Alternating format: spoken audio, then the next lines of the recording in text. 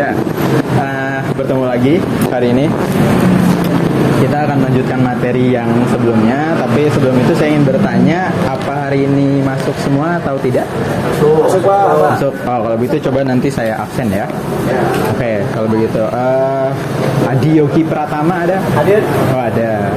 Terus Iqbal Enceng ada? Ada. Iskandar Rega? Hadir. Oh, baik. Kalau begitu sudah hadir semua ya. Baik, langsung kita mulai saja materi pada hari ini, di mana kita melanjutkan materi yang sebelumnya ya. Di minggu lalu kan kita belajar tentang unsur intrinsik, kita belajar tentang tokoh, penokohan, dan juga sudut pandang.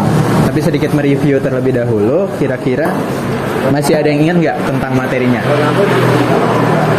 Ada, Pak. Apa? Yang saya itu adalah pemain dalam sebuah cerita. Ya, betul. Kalau untuk penokohan?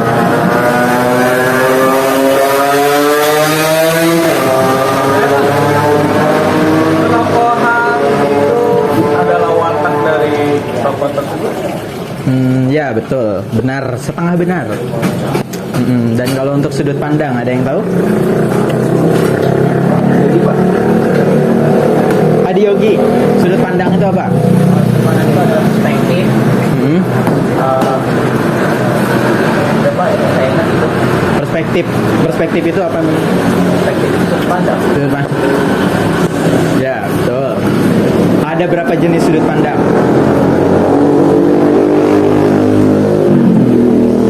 Tiga. Apa aja?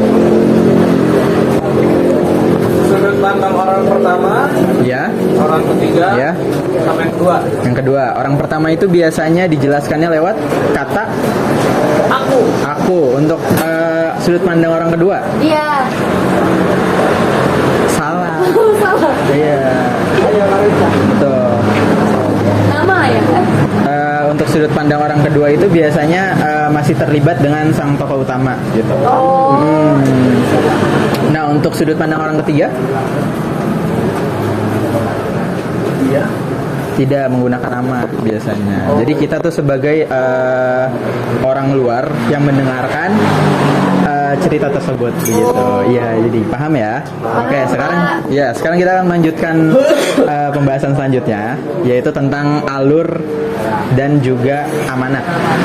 Nah, tapi sebelum itu, kira-kira kalian sudah tahu belum alur yang terdapat pada sebuah cerita itu ada berapa jenis?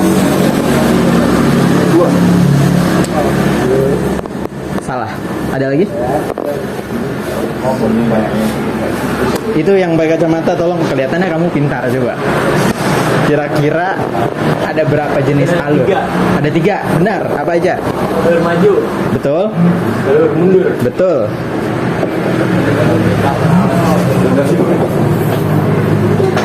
Satu lagi? Saya tahu itu aja, Pak. Oh, dua aja. Satu lagi? Maju mundur. Betul sekali, alur maju mundur ya. Nah, untuk alur maju sendiri itu biasanya jalan ceritanya itu bergerak maju ya. Jadi dari pengenalan tokoh utama sampai dengan penemuan konflik, akhirnya bertemu dengan resolusi. Itu alur maju. Dan untuk alur mundur sendiri itu biasanya menceritakan tentang flashback masa lalu ya. Dan terkait untuk alur maju mundur itu dia campuran dari alur maju dan juga alur mundur. Jadi di mana cerita berjalan maju tapi sesekali membahas tentang masa lalu begitu ya. Nah, kira-kira saya akan memberikan satu buah contoh cerita. Kira-kira tentukan, kira-kira ini termasuk alur maju atau alur mundur atau alur maju mundur ya kan?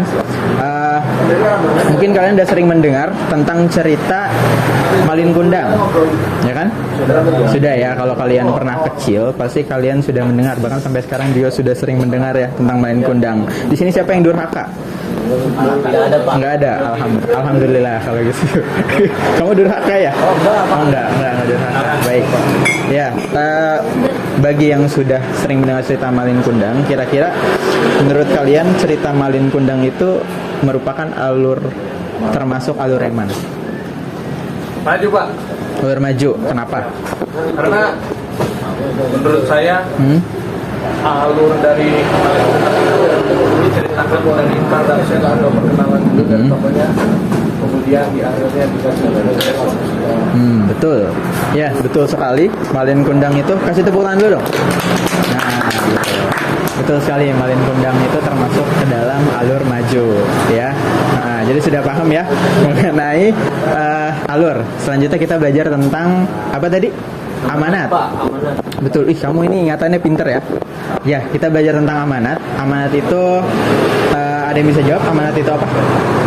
Misalnya ini disampaikan dalam sebuah cerita Sampaikan oleh siapa? oleh penulis. Ya, betul sekali. Biasanya untuk amanat sendiri itu mengandung sebuah pesan yang bisa diambil oleh pembaca, yang biasanya berkaitan dengan kehidupan sehari-hari seperti itu. Nah, kalau misalkan kita kembali membahas tentang malin kundang tadi, kira-kira apa amanat yang bisa diambil pada cerita malin kundang? Jangan durhaka. Betul, satu. Siapa lagi?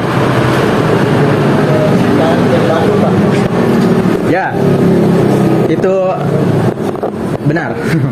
Ya, ada lagi? Ya udah Pak. Sudah ya. Jangan durhaka ya, itu salah satunya. Yang kedua juga ada jangan sombong ya. Karena malin kundang itu yang kita tahu kan sombongnya nauzubillahimin dzalik. Betul. Jadi makanya tidak boleh sombong ya. Jadi seperti itu mengenai amanat ya. Sudah paham semua? Nah, baik, mungkin cukup sekian saja materi yang bisa kita bahas pada hari ini. Untuk selanjutnya, untuk pekerjaan rumah di minggu depan, kalian silakan bisa mencari sebuah teks cerita bebas apa saja. Kemudian silakan dianalisis terkait dengan unsur intrinsiknya yang sudah dijelaskan sejak minggu lalu ya. Masih ingat kan semuanya?